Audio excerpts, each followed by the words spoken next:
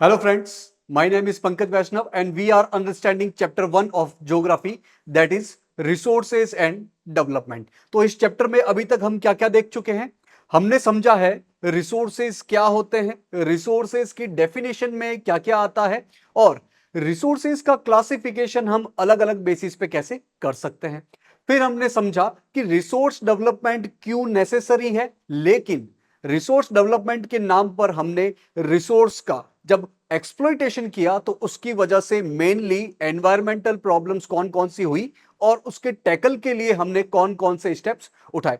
फिर हमने समझा कि रिसोर्स प्लानिंग क्या होती है, रिसोर्स प्लानिंग में कौन कौन से स्टेप्स आते हैं और रिसोर्स प्लानिंग क्यों करना बहुत जरूरी है, पर्टिकुलरली अपनी कंट्री इंडिया के केस में।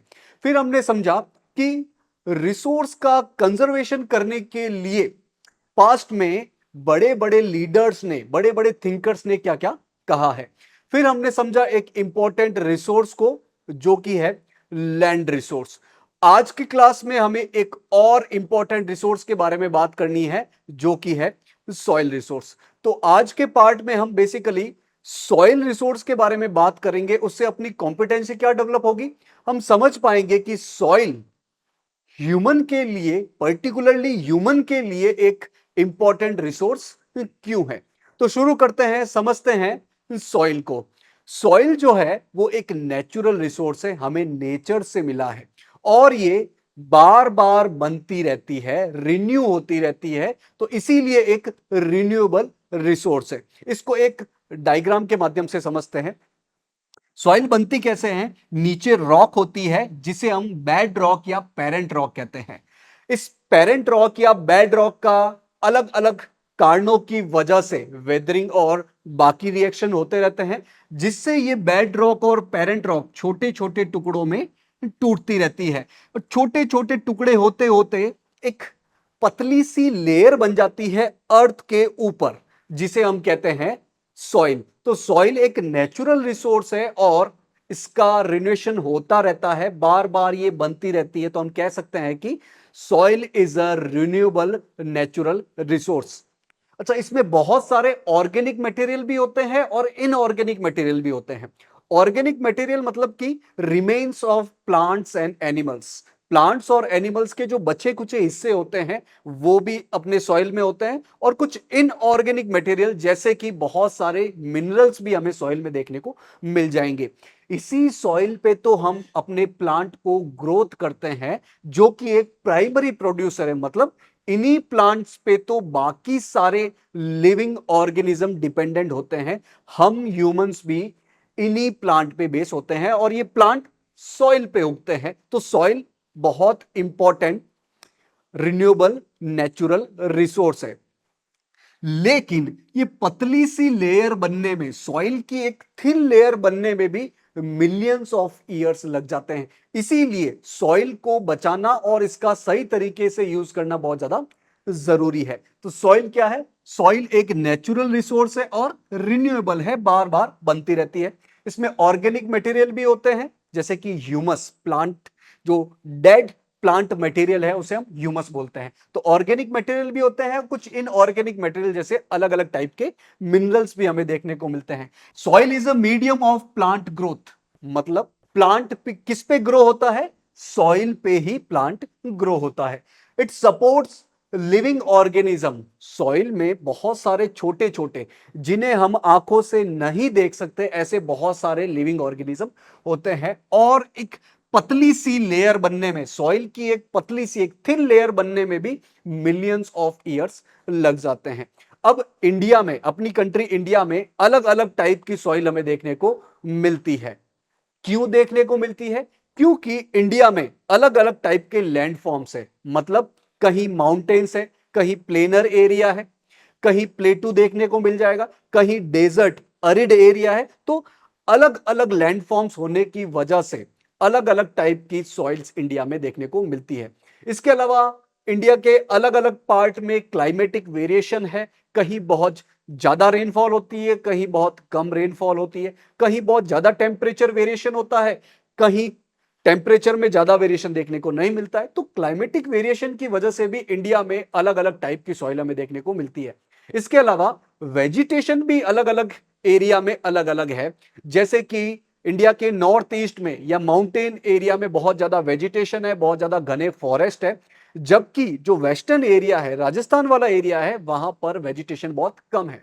तो वेजिटेशन के वेरिएशन की वजह से भी इंडिया में डिफरेंट डिफरेंट टाइप की हमें सॉइल देखने को मिलती है, और इन सॉइल को हम अलग अलग टाइप में क्लासिफाई कर सकते हैं। किस बेसिस पे? डिफरेंट डिफरेंट बेसिस पे। जैसे कि factors responsible for soil formation, soil को बनने में कौन कौन से फैक्टर्स रेस्पॉन्सिबल होते हैं, उसके बेसिस पर भी हम सॉइल का क्लासिफिकेशन कर सकते हैं। इसके अलावा कलर के बेसिस पे, थिकनेस के बेसिस पे, उसका टेक्सचर कैसा है, वो एज में नई है या बहुत पुरानी है, उसके बेसिस पर भी हम सॉइल का क्लासिफिकेशन कर सकते हैं। इसके अलावा केमिकल एंड फिजिकल प्रॉपर्टीज के बेस पर भी हम सॉइल का क्लासिफिकेशन कर सकते हैं। तो इंडिया में basically 6 soil, different different soil हमें देखने को मिलती है। जैसे कि alluvial soil, black soil, red and yellow soil, laterite soil, arid soil, forest soil.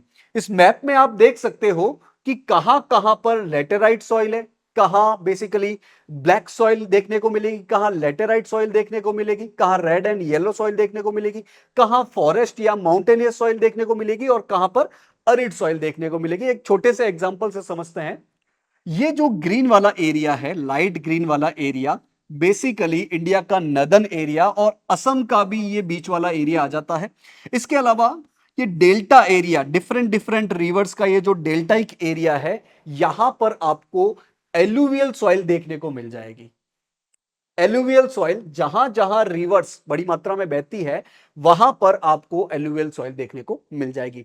ऐसे ही डेक्कन प्लेटू का नदर्न एरिया जो है, ये डेक्कन प्लेटू का ये वाला जो एरिया है, यहां पर आपको ब्लैक सॉइल देखने को मिल जाएगी। तो इंडिया के डिफरेंट डिफरेंट पार्ट में डिफरेंट डिफरेंट टाइप की सॉइल हमें देखने को मिल जाएगी। बेसिकली ये 6 सॉइल्स है। एक एक करके इन सॉइल्स को हम पढ़ते हैं। सबसे पहले है एलुवियल सॉइल, और ये सॉइल जो है वो सबसे ज्यादा फर्टाइल है। क्यों? क्योंकि ये रिवर्स द्वारा लाई गई है। जहां जहां रिवर्स बड़ी मात्रा में बहती है, वहां पर एलुवियल सॉइल बनती है। तो ये बहुत ज्यादा फर्टाइल होने की वजह से यहां पर बहुत ही डेंस कल्टीवेशन किया जाता है, बहुत ज्यादा एग्रीकल्चर, बहुत ज्यादा क्रॉप्स यहां पर ली जाती है। और जहां पर एग्रीकल्चर का काम ज्यादा होता है, जहां पर कल्टीवेशन का काम ज्यादा होता है, वहां पर पॉपुलेशन भी ज्यादा देखने को मिलेगी और पॉपुलेशन डेंसिटी भी ज्यादा देखने को मिलेगी। तो एलुवियल सॉइल जो है वो मोस्ट फर्टाइल सॉइल है, सबसे ज्यादा फर्टिलिटी इसी सॉइल की होती है, और इसको इंटेंसिवली कल्टीवेटेड किया जाता है, बहुत ज्यादा एग्रीकल्चर का काम इसमें किया जाता है, इसीलिए यहां पर पॉपुलेशन डेंसिटी भी बहुत ज्यादा है। इंडिया में सबसे ज्यादा पूछा जाए कि कौन सी सॉइल मिलती है, तो एलुवियल सॉइल देखने को मिलती है। इंडिया के अराउंड 40% एरिया पर हमें एलुवियल सॉइल देखने को मिलती है। और जैसा कि मैंने बताया कि इंडिया का जो नदर्न प्लेन है, वहां पर आपको एलुवियल सॉइल बहुत ज्यादा देखने को मिल जाएगी। इस नदर्न प्लेन में importantly Indus river system, Ganga river system और ब्रह्मपुत्र रिवर सिस्टम, इनकी नदियां बहती है, इनकी रिवर्स बहती है। तो ये इंडिया का सबसे बड़ा पार्ट हो गया एलुवियल सॉइल वाला। तो बेसिकली एंटायर नदर्न प्लेन्स में हमें एलुवियल सॉइल देखने को मिलेगी। इसके अलावा जो ईस्टर्न कोस्टल प्लेन है, ईस्टर्न कोस्टल प्लेन मतलब इंडिया का ये पेनिनसुलर वाला एरिया, इसमें ये वेस्टर्न एरिया और ये ईस्टर्न एरिया। वेस्ट में है ए फॉर अरेबियन सी, और ईस्ट में है B for bay of Bengal.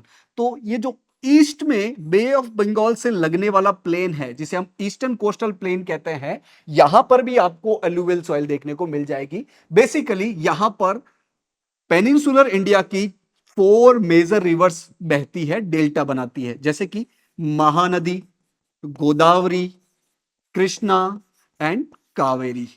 तो इन बड़ी बड़ी नदियों के जो डेल्टाइक एरिया है, वहां पर भी आपको एलुवियल सॉइल देखने को मिल जाएगी। इसमें पोटास, फॉस्फोरिक एसिड और लाइम बड़ी मात्रा में होता है।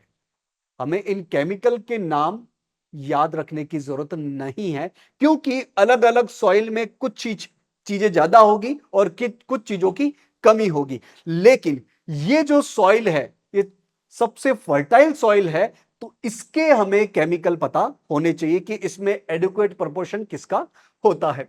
बेसिकली ये जो सॉइल है उसमें वीट, पैडी यानी कि राइस, सुगर केन, पल्सेस, ये जो इंडिया की मेन फूड क्रॉप्स है ये एलुवियल सॉइल में बहुत ज्यादा उगाई जाती है। एलुवियल सॉइल को हम एज के हिसाब से दो पार्ट्स में बांट सकते हैं, एक तो ओल्ड एलुवियल सॉइल और दूसरा new alluvial soil. Old alluvial soil को बोला जाता है बांगर और न्यू एलुवियल सॉइल को बोला जाता है खादर। ये रिवर है, मैंने बताया कि रिवर बेसिकली जो सॉइल लेके आती है बहुत फर्टाइल होती है, उसे हम एलुवियल सॉइल कहते हैं। इस रिवर से दूर वाले एरिया में चूंकि सॉइल ओल्डर हो चुकी होगी तो उसे बोला जाता है ओल्ड एलुवियल सॉइल या बांगर। और इस रिवर के पास में चूंकि नई सॉइल होगी, न्यूअर सॉइल होगी, वो ज्यादा फर्टाइल होती है, उसे बोला जाता है खादर। तो bangar is old alluvial and khadar is new alluvial. कौन सी ज्यादा फर्टाइल होगी? जो पास में होगी। खादर ज्यादा फर्टाइल है।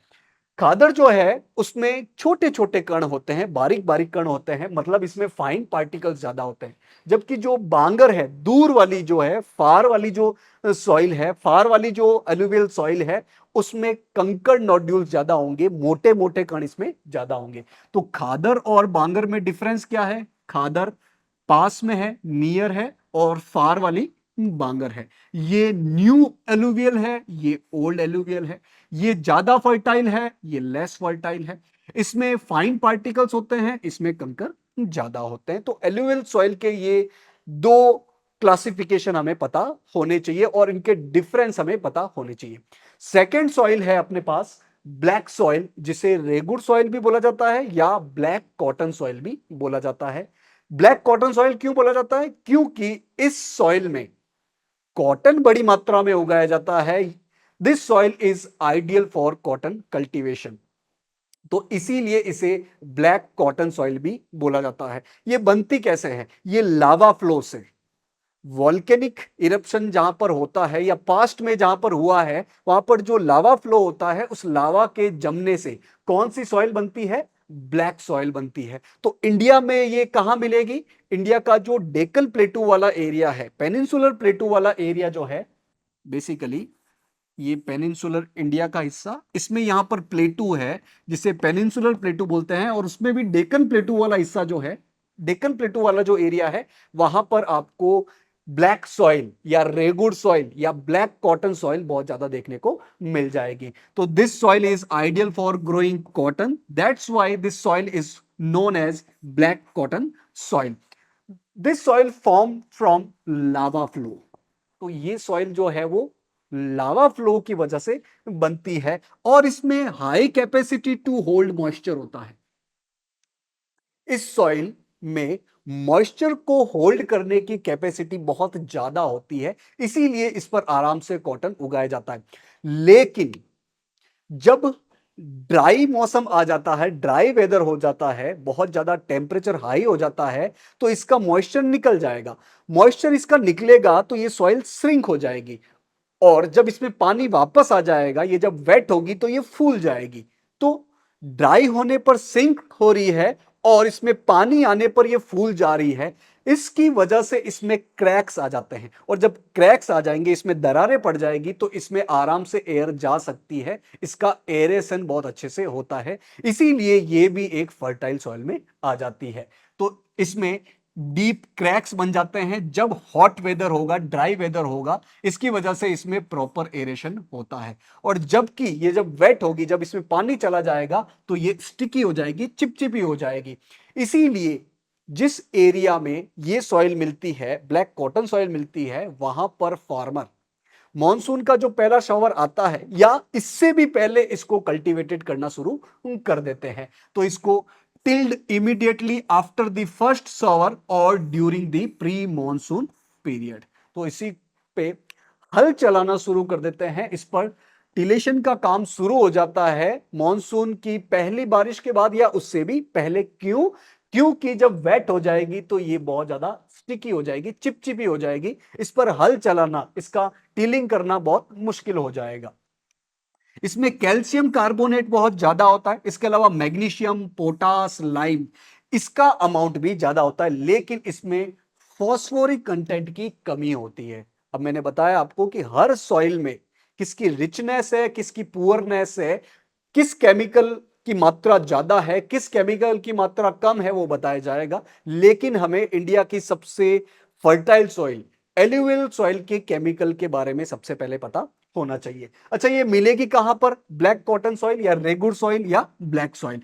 जैसा मैंने बताया कि जो डेक्कन प्लेटू वाला एरिया है वहां पर मिलेगी। महाराष्ट्र, सौराष्ट्र, मालवा वाला एरिया, मध्य प्रदेश, छत्तीसगढ़, इन एरिया में आपको ब्लैक कॉटन सॉइल देखने को मिल जाएगी। इसके अलावा गोदावरी रिवर और कृष्णा रिवर का जो वैली वाला एरिया है, जिस एरिया में ये फ्लो होती है, वैली वाला एरिया, वहां पर आपको ब्लैक कॉटन सॉइल देखने को मिल जाएगी। इंडिया की थर्ड सॉइल है रेड एंड येलो सॉइल। इसमें आयरन डिफ्यूजन होने की वजह से इसका कलर रेड होता है, और जब इसी सॉइल में पानी चला जाएगा, वाटर अमाउंट आ जाएगा, तो इसका कलर येलो हो जाएगा। तो इसीलिए इसे रेड एंड येलो सॉइल बोला जाता है। It develops on crystalline igneous rock in areas of low rainfall.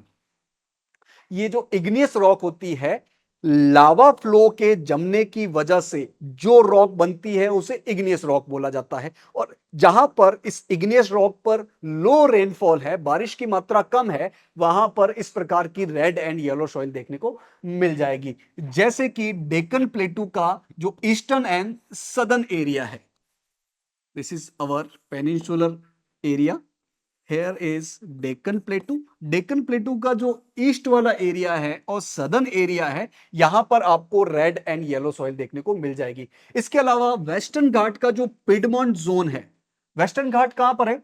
India के पेनिनसुलर एरिया में वेस्ट की तरफ कुछ माउंटेन रेंज है जिसे बोला जाता है वेस्टर्न घाट। तो इस वेस्टर्न घाट का जो पिडमॉन्ट जोन है, मतलब इसका जो बेस वाला एरिया है, वहां पर आपको रेड एंड येलो सॉइल देखने को मिल जाएगी। इसके अलावा उड़ीसा एंड छत्तीसगढ़ के अलग अलग पार्ट्स में आपको रेड एंड येलो सॉइल देखने को मिल जाएगी। साथ ही मिडल गंगा प्लेन का जो सदर्न एरिया है, मान लीजिए कि ये गंगा रिवर का फ्लो है, इसमें ये जो बीच वाला एरिया है वो मिडिल गंगा प्लेन कहलाएगा। मिडिल गंगा प्लेन का भी सदर्न वाला एरिया, यहां पर आपको रेड एंड येलो सॉइल देखने को मिल जाएगी। Next soil is laterite soil.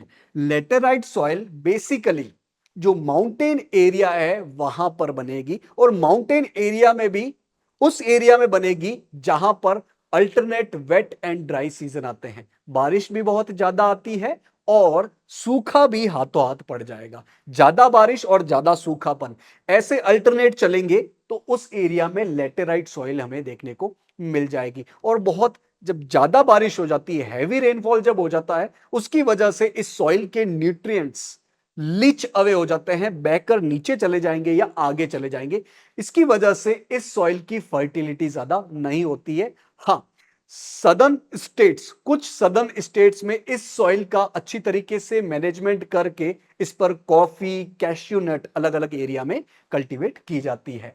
तो this soil is develops in areas with alternate wet and dry season. तो जिस एरिया में dry and wet season alternatively आते हो, वहां पर आपको लेटेराइट सॉइल देखने को मिल जाएगी। इसकी फर्टिलिटी बहुत कम होती है, this is less fertile soil. कारण क्या है? क्योंकि हैवी रेनफॉल होने की वजह से जो न्यूट्रिएंट्स होते हैं इस सॉइल के, उसकी लीचिंग हो जाती है, वो बहकर नीचे चले जाएंगे या आगे चले जाएंगे। इसका पीएच जो है वो बहुत कम होता है, 6 से भी कम होता है। इसीलिए इसकी जो क्वालिटी है वो एसिडिक टाइप की है। Humus rich under forest cover, जिस एरिया में इस सॉइल पर फॉरेस्ट होगा वहां पर ह्यूमस होगा। ये तो ऑब्वियस सी बात है।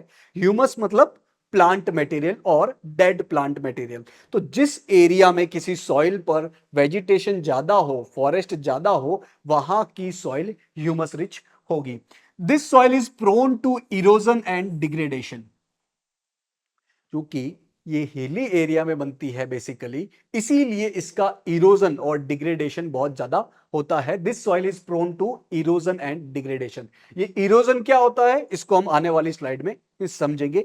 Erosion is basically removal of soil and transportation of soil, इसको हम डिटेल में आने वाली स्लाइड में देखने वाले हैं। तो बेसिकली ये लेटेराइट सॉइल सदर्न स्टेट्स में ज्यादा मिलेगी। इंडिया का जो सदर्न एरिया है वहां पर जो स्टेट्स है वहां पर ये लेटेराइट सॉइल देखने को मिल जाएगी।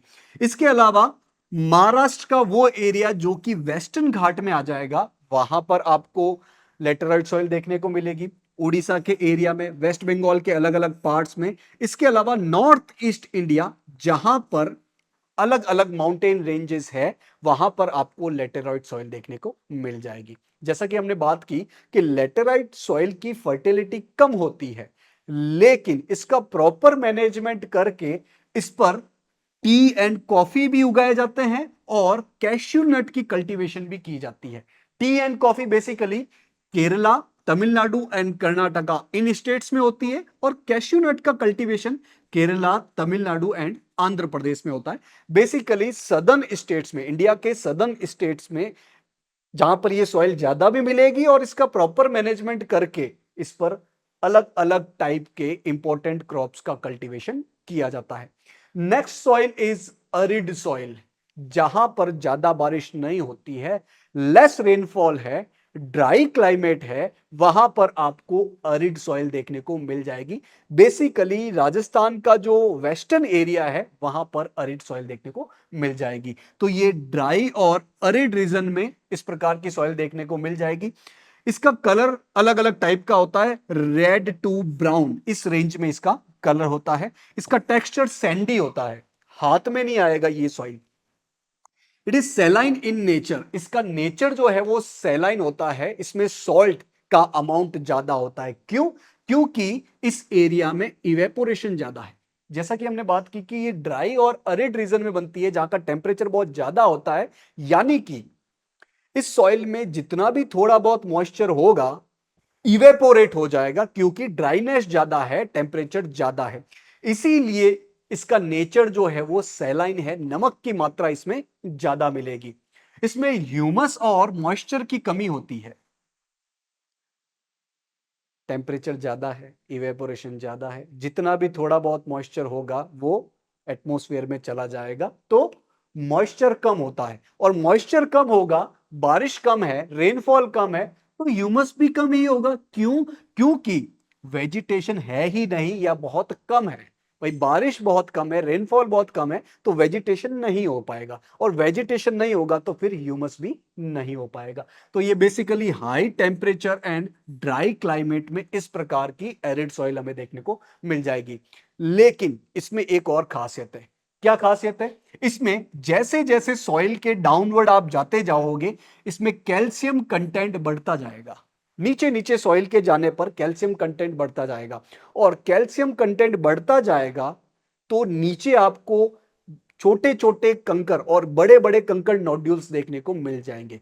यानी कि यदि आपने इस सॉइल में थोड़ा सा भी वाटर दिया है, पानी दिया है, तो वो नीचे नहीं जा पाएगा। क्यों? क्योंकि नीचे तो कंकर के नोड्यूल्स है। यानी कि आपको पानी रेडिली अवेलेबल मिल जाएगा यदि आप सही तरीके से एग्रीकल्चर कल्टीवेशन का काम करते हो। तो calcium content increasing downward in this soil, so in lower layers there is conker nodules found in big amount, so it restricts water infiltration. ये कंकर नोड्यूल्स क्या करेंगे? वाटर इनफिल्ट्रेशन को रेस्ट्रिक्ट करेंगे, वाटर को नीचे जाने नहीं देंगे। तो वाटर आपके लिए रेडिली अवेलेबल है यदि आप इसके कुछ एरिया में अच्छे से कल्टीवेशन करना चाहते हो, तो प्रॉपर इरिगेशन के साथ इसे कल्टीवेशन किया जा सकता है, बेसिकली राजस्थान के वेस्टर्न एरिया में। तो अरिड सॉइल में आपको मॉइस्चर कम देखने को मिलेगा, लेकिन बिकॉज ऑफ नीचे कंकर की नोड्यूल्स है, तो इसीलिए पानी का इनफिल्ट्रेशन नहीं होगा। पानी का इनफिल्ट्रेशन नहीं होगा तो आप प्रॉपर मैनेजमेंट के साथ, प्रॉपर इरिगेशन के साथ यहां पर कल्टीवेशन का काम कर सकते हो, बेसिकली राजस्थान के वेस्टर्न एरिया में। Sixth soil is forest soil. नाम से समझ में आ रहा है जहां पर फॉरेस्ट ज्यादा होंगे या जो माउंटेनिश एरिया है जहां पर फॉरेस्ट ज्यादा है, वहां पर आपको इस प्रकार की सॉइल देखने को मिल जाएगी। तो this soil is found in forested हिली एंड माउंटेनियस एरिया, ऐसा हिली और माउंटेनियस एरिया जहां पर बहुत ज्यादा वेजिटेशन है, बहुत ज्यादा फॉरेस्ट है, वहां पर आपको फॉरेस्ट सॉइल देखने को मिल जाएगी। इसमें अपर स्लोप पे कोर्स ग्रेन होंगे, जबकि वैली साइड में नीचे वाले स्लोप में लोमी और सिल्टी सॉइल देखने को मिल जाएगी। यानी कि एल्टीट्यूड के हिसाब से इस सॉइल में वेरिएशन है। ये पूरी फॉरेस्ट सॉइल या माउंटेनियस सॉइल, लेकिन नीचे की सॉइल और ऊपर की सॉइल में अलग अलग टेक्सचर हमें देखने को मिलेंगे, अलग अलग प्रॉपर्टी हमें देखने को मिलेगी। जैसे कि अपर स्लोप में हमें कोर्स ग्रेन देखने को मिलेंगे, इस सॉइल के जो ग्रेन्स होंगे वो मोटे मोटे होंगे, जबकि वैली साइड में नीचे की तरफ आपको सिल्टी या लोमी सॉइल मतलब पतली सॉइल देखने को मिलेगी। इन snow covered areas of Himalaya denudation ज्यादा होता है, इसीलिए इस सॉइल में ह्यूमस भी कम है और इसीलिए एसिडिक है। हिमालय का जो स्नो कवर्ड एरिया है, जहां पर हिमालय के जिस हिस्से पर स्नो रहती है वहां पर डेन्यूडेशन का काम ज्यादा होता है, बेसिकली सॉइल इरोजन ज्यादा होता है, इसीलिए वहां पर ह्यूमस कम है और इसीलिए वो सॉइल एसिडिक है। जबकि वैली का जो लोअर पार्ट है, नीचे वाला हिस्सा है, वहां पर ये सॉइल फर्टाइल होती है। तो इसी एक सॉइल में ऊपर की प्रॉपर्टी अलग और नीचे वाली सॉइल की प्रॉपर्टी हमें अलग देखने को मिलती है। तो इंडिया की ये बेसिक 6 सॉइल को हमने देख लिया है, इसका डिस्ट्रीब्यूशन क्या है, बेसिक प्रॉपर्टी क्या है। अब हमें समझना है सॉइल से जुड़ी एक बड़ी प्रॉब्लम जिसको कहते हैं सॉइल इरोजन, और सॉइल इरोजन को रोकने के लिए मतलब सॉइल कंजर्वेशन कैसे कर सकते हैं, उनके कुछ बेसिक तरीकों के बारे में समझना है। तो सॉइल इरोजन क्या होता है? सॉइल इरोजन का मतलब ये जो टॉप लेयर है, सॉइल की जो टॉप लेयर है, ये किसी कारणों की वजह से रिमूव हो जाए, इसका रिमूवल हो जाए और इसका ट्रांसपोर्टेशन एक जगह से दूसरी जगह पर हो जाए, तो इसे बोला जाता है सॉइल इरोजन।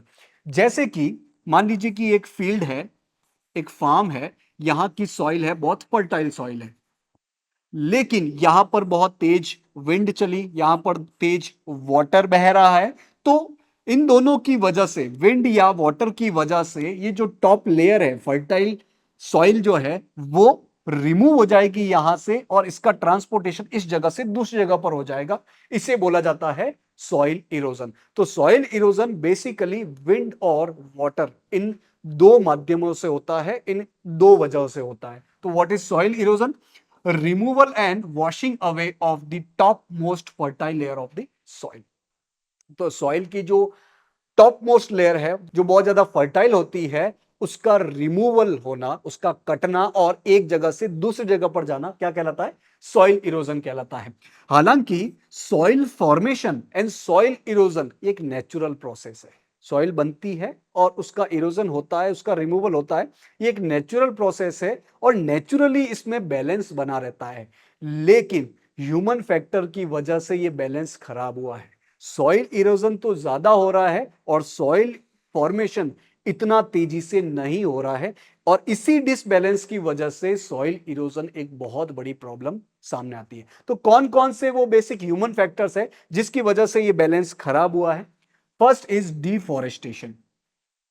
अगर किसी जगह पर ट्री लगा होगा, फॉरेस्ट लगे होंगे, तो उनकी जो रूट्स होती है वो सॉइल को पकड़ के रखती है, सॉइल को रिमूव नहीं होने देती है। लेकिन यदि आपने ट्रीज काटा, डिफॉरेस्टेशन किया, तो रूट होगी ही नहीं। रूट नहीं होगी तो इस सॉइल को पकड़ने वाला भी कोई नहीं होगा। आराम से थोड़ी सी भी विंड बही, थोड़ी सी भी वाटर बहा तो सॉइल इरोजन हो जाएगा। ऐसे ही ओवर ग्रेजिंग, ग्रास जो होती है वो भी सॉइल को पकड़ के रखती है, लेकिन यदि आप ओवर ग्रेजिंग करते हो, अपने एनिमल्स को ओवर ग्रेजिंग करवाते हो, तो ये ग्रास रिमूव हो जाएगी। ग्रास रिमूव हो गई मतलब सॉइल को पकड़ने वाला कोई नहीं, सॉइल को पकड़ने वाला कोई नहीं मतलब सॉइल इरोजन हो जाएगा। ऐसे ही कंस्ट्रक्शन एक्टिविटी, माइनिंग एक्टिविटी, जिसकी वजह से सॉइल लूज हो जाती है, थोड़ी सी भी विंड चली, थोड़ी सी भी वाटर बहा तो सॉइल इरोजन हो जाएगा। तो बेसिकली इन चीजों ने, ह्यूमन फैक्टर्स ने इस बैलेंस को, सॉइल के फॉर्मेशन और सॉइल के इरोजन, इस बैलेंस को खराब किया है। और फिर थोड़ी सी भी विंड बही, थोड़ा सा भी वाटर बहा, सॉइल इरोजन हो जाएगा। तो सॉइल इरोजन को इन दो फैक्टर के बेस पर हम दो टाइप में बांट सकते हैं। यदि वाटर की वजह से हो रहा है सॉइल इरोजन तो उसे बोला जाता है वाटर इरोजन, और यदि विंड की वजह से हो रहा है तो उसे बोला जाता है विंड इरोजन। एक एक करके इन दोनों के बारे में हम बेसिक बातें कर लेते हैं। सबसे पहला है वाटर इरोजन। यदि सॉइल इरोजन वाटर की वजह से हो रहा है, ये जो सॉइल का रिमूवल एंड ट्रांसपोर्टेशन वाटर की वजह से हो रहा है, तो उसे बोला जाता है वाटर इरोजन। अब वाटर इरोजन में भी दो टाइप है। यदि वाटर बहता हुआ ऐसी गली बनाए, ऐसी गहरी गहरी गलीज बनाए, तो उसे बोला जाता है gullies. This is type of water erosion. और इस गलीज की वजह से अपने जो फार्म होते हैं वो छोटे छोटे टुकड़ों में बढ़ जाते हैं। फॉर एग्जाम्पल, ये एक फार्म है, बहुत अच्छी सॉइल है यहां पर, लेकिन वाटर की वजह से इसमें गलीज बन गई है। एक गली ये बन गई, दूसरी गली ये बन गई, थर्ड गली यहां बन गई। तो इसकी वजह से इस फार्म लैंड का छोटे छोटे टुकड़ों में बढ़ जाने की वजह से ये कम कल्टीवेबल रह जाता है, इस पर कल्टीवेशन अच्छे से नहीं हो सकता है। इसीलिए इस प्रकार के लैंड को बोला जाता है बैड लैंड। और चंबल रिवर के बेसिन में, जहां पर चंबल नदी बहती है, वहां पर ऐसी गलीज बहुत बनी है, यानी कि वहां पर बैड लैंड का फॉर्मेशन भी बहुत ज्यादा हुआ है। और उस एरिया में इस प्रकार के बैड लैंड को बोला जाता है रेवाइंस। आपने नाम जरूर सुना होगा, चंबल रेवाइंस, चंबल के बीहड़। तो चंबल वाले एरिया में इस प्रकार की वाटर इरोजन बहुत ज्यादा होता है, एक बहुत बड़ी प्रॉब्लम बन गया है। वाटर इरोजन में ही दूसरा टाइप है शीट इरोजन। जब वाटर बहता हुआ पूरी की पूरी सॉइल की जो पतली लेयर होती है, जो थिन लेयर होती है, उसको आगे लेके चला जाता है शीट के रूप में, तो उसे बोला जाता है शीट इरोजन। तो water flows as a sheet down the slope in large area washing away top soil. तो बेसिकली जो स्लोप एरिया होता है वहां पर वाटर बह के पूरे ही टॉप लेयर को लेके आगे चला जाता है, जिसे बोला जाता है sheet erosion. Next water erosion के बाद है विंड इरोजन। तो विंड इरोजन क्या होता है? यदि सॉइल इरोजन विंड की वजह से हो रहा हो, हवा की वजह से हो रहा हो, तो उसे बोला जाता है विंड इरोजन। तो basically two type of soil erosion होते हैं। वाटर की वजह से हो रहे हो तो वाटर इरोजन, विंड की वजह से हो रहा हो तो विंड इरोजन होता है। इसके अलावा कुछ और भी कारण है, कुछ और भी कॉजेज है सॉइल इरोजन के, जैसे कि डिफेक्टिव मेथड्स ऑफ फार्मिंग। यदि हम गलत तरीके से कल्टीवेशन करते हैं, गलत तरीके से फार्मिंग करते हैं, तो उस वजह से भी सॉइल इरोजन हो सकता है। जैसे कि यदि ये एक स्लोप एरिया है, माउंटेनियस हिली एरिया है, और यहां पर कोई फार्मर इस प्रकार से टिलिंग करता है, इस तरीके से हल चलाता है, तो ऊपर से जब भी पानी आएगा उनको इस गली के रूप में आराम से बहने के लिए जगह मिल जाएगी, और उसकी वजह से बड़ी मात्रा में सॉइल इरोजन हो जाएगा। तो फॉल्टी एग्रीकल्चरल प्रैक्टिस की वजह से भी हमें सॉइल इरोजन देखने को मिलती है। तो अब सॉइल को बचाने के लिए हमें कोशिश करनी चाहिए, जिसे बोला जाता है सॉइल कंजर्वेशन।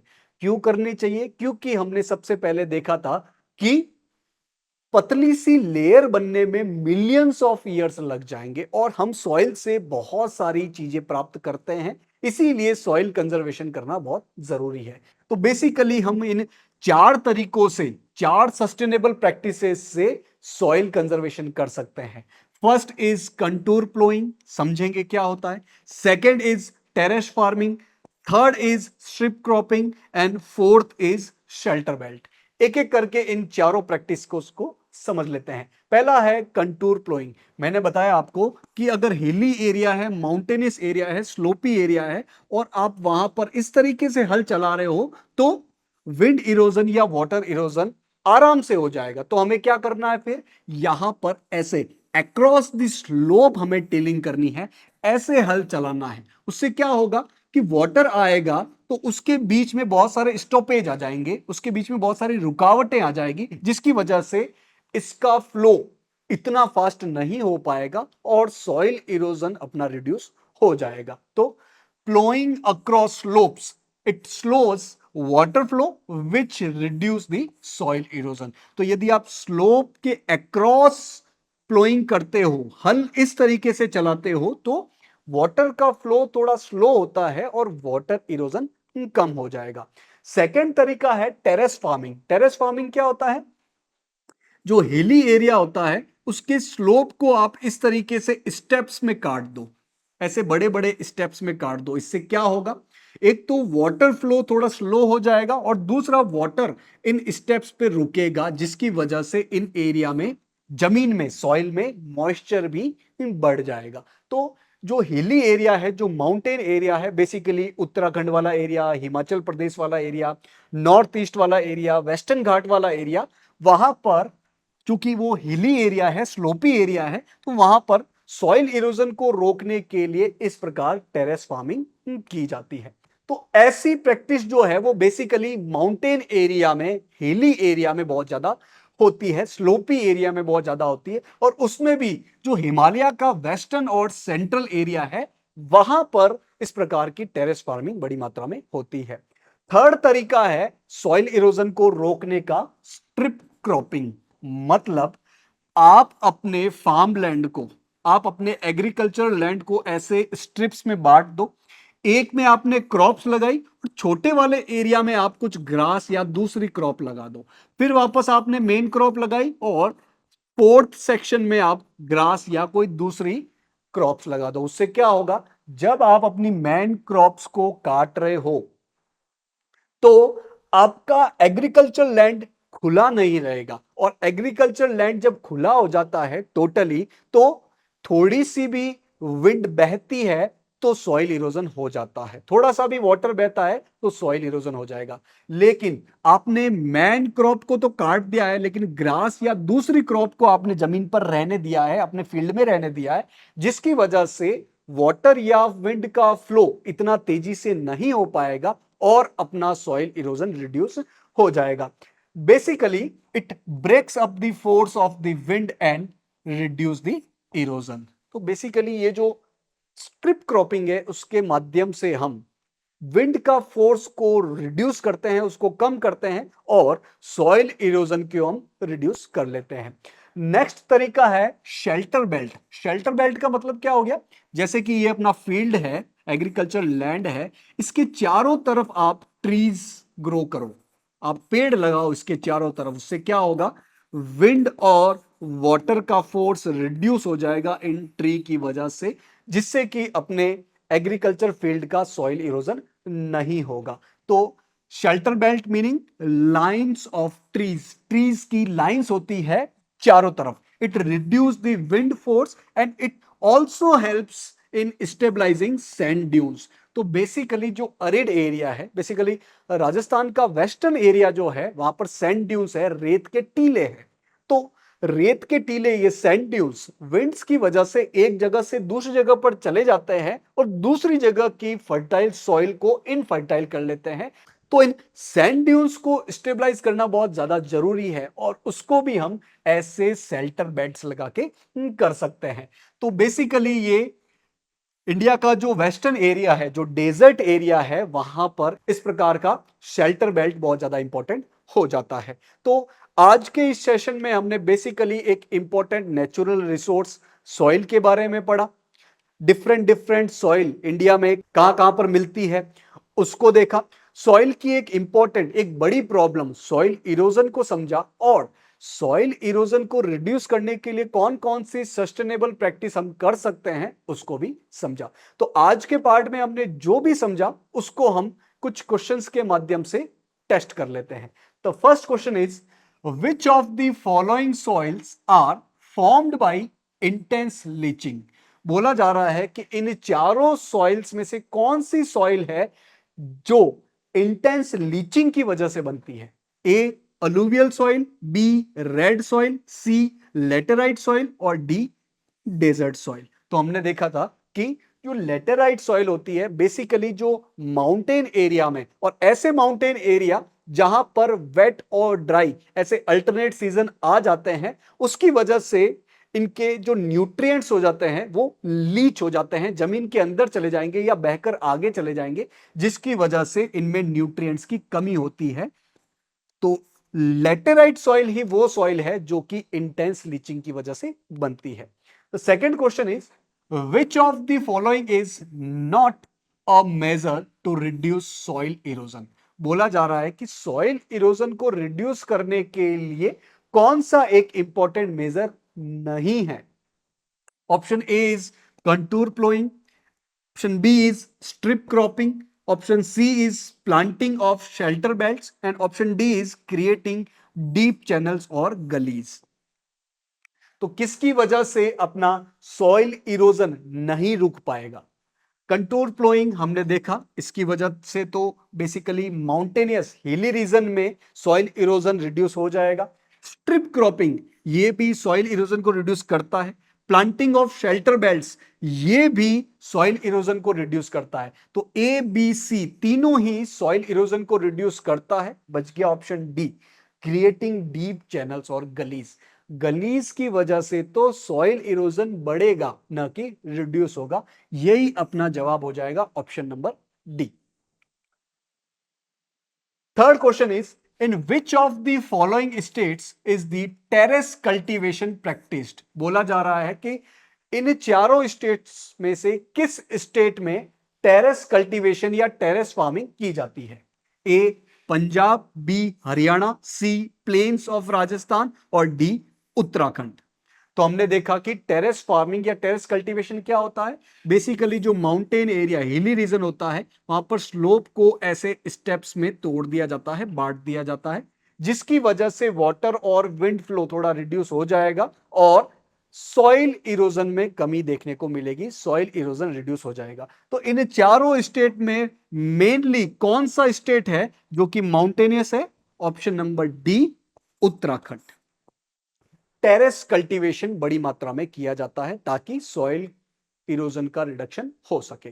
तो आज के पार्ट में हमने जो भी पढ़ा था इन क्वेश्चन के माध्यम से टेस्ट कर लिया है। होप आज की क्लास में जो भी पढ़ा आपको समझ में आया होगा। Thank you for joining today's session.